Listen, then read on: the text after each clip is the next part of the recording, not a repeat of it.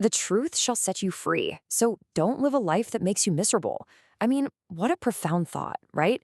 And honestly, it's the exact realization that sparked the fascinating journey we're unpacking today.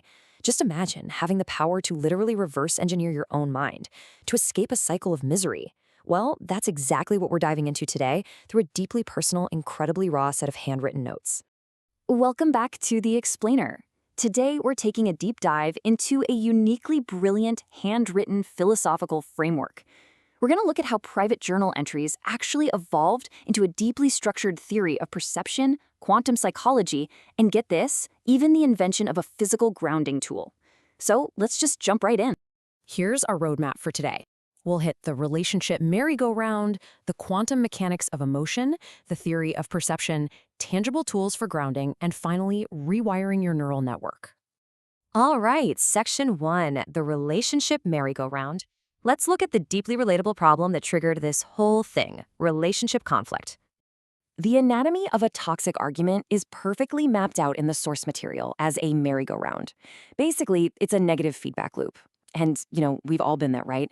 An argument starts, logic completely vanishes, and suddenly you're trapped on this crazy carousel of blame and emotional reaction that you just can't seem to step off of. There's a really stark contrast to look at in these entries. When feeling secure, the mindset is literally, I trust you 100%. But the moment self-doubt creeps in, the narrative violently flips to, I am paranoid, feeling inadequate. It's just a brilliant illustration of how our internal self-worth completely dictates our external reality, and ultimately how we treat the people we love. The stakes here were incredibly high. Dealing with a sudden bout of depression and a heavy, dark feeling meant this wasn't just some casual academic exercise. It was a literal fight for mental well-being. Finding a way out of that darkness, it required a radical shift in how emotions were processed. Okay, Section 2, Quantum Mechanics of Emotion. Conventional self-help just wasn't cutting it here, so it was time to get analytical. It all starts with a really solid, foundational definition of emotional awareness, the capability to manage and control your emotions so you don't let those negative feelings lead you to the dark side. Giving this abstract feeling a concrete, clinical definition, that was absolutely crucial. It was the very first step in taking power back from the chaos of depression. The wording the author uses is fascinating, taking the mind-brain-heart connection down to a, quote, subatomic or micro level. Just think about that. Just like quantum physics breaks matter down to understand how the universe works, we have to break down our emotional reactions to a micro level. We have to do that to truly understand the cause and effect going on inside our own heads. And here is a crucial observation from the notes. The average Joe operates using only the brain and the heart. But what's missing? The mind. Reacting purely with the physical brain, which really just wants to fight or flee, and the emotional heart, well, that leads right back to that exhausting merry-go-round. True understanding requires integrating the active observing mind to actually mediate those raw reactions. Moving on to Section 3, the theory of perception. This is all about organizing the chaos. All of this formalizes into what the author calls the theory of perceptual procedures, and the definition here is incredibly empowering. It's about creating natural awareness to catch mental processes early and making your understanding adaptable to organize the chaos of life. Now, pay attention to that wording. It doesn't say eliminate the chaos, because let's face it, life is inherently chaotic. The actual goal is organizing how you perceive that chaos. Think of your habitual, conditioned responses as dropping a stone into a puddle. The stone will inevitably create a ripple. You really can't stop the splash. But with awareness, we can map out those ripples. We can choose exactly where we drop the stone next time to guide the flow of the water, rather than just, being a passive victim of it. Now, to actually execute this, the author laid out a 4-step flow process. Step 1, extrapolate the data.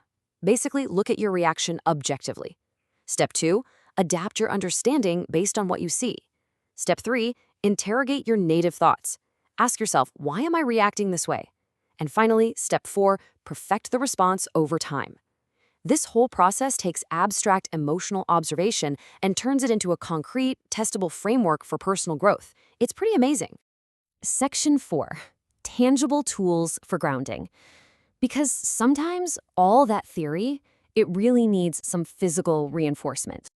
Enter the twiddle stick. Now, this is an ingenious, beautifully simple physical tool. You see, when that negative feedback loop starts spinning out of control and the mind is losing the battle to the brain's primal fight or flight response, you need something tactile, something to physically anchor you to the present moment. The Twiddle Stitch is designed to provide that exact grounding distraction right there in the palm of your hand. And what's really amazing is the universal application here. The author listed potential markets from relaxation and meditation, all the way to physio hand exercises, and even sensory support for autism. It kind of proves the universal truth. Engaging the body physically and rhythmically is the absolute ultimate shortcut to short-circuiting a negative psychological loop. Now, alongside a physical stick, you can pair a very specific physiological tool, a breathing rhythm. The notes outline it perfectly. You breathe in for 4 seconds, you hold for 8, breathe out for 8, and hold for 4. And look, this isn't just about calming down. It's practically a biohack. It's designed to regulate blood flow to the brain, intentionally releasing neurochemicals that yank the body right out of that primal fight or flight state. Which brings us to Section 5, rewiring your neural network. This is where the theory and the physical tools all culminate into actual physical changes in the brain. It all boils down to neuroplasticity. By repeatedly catching those negative thoughts early and using these grounding tools, you aren't just, feeling better in the moment. You are literally stimulating different neural connectors. Those old pathways of self-doubt, they atrophy, they weaken, and the new pathways of resilience grow stronger and stronger. It's exactly like building a muscle at the gym. 100 billion. Let that number sink in. That is the approximate number of neurons in the human brain. That means you have 100 billion opportunities to form new connections. It's just a wildly powerful reminder of the almost limitless potential we hold to literally change our minds from the inside out. So we've seen how one person mapped out a journey from the absolute chaos of a mental merry-go-round to a truly empowered state of awareness. And now, knowing that your brain can literally be rewired through your own perception, what kind of ripples are you going to create in your puddle today? Thanks so much for joining this explainer, and remember, keep questioning your perception.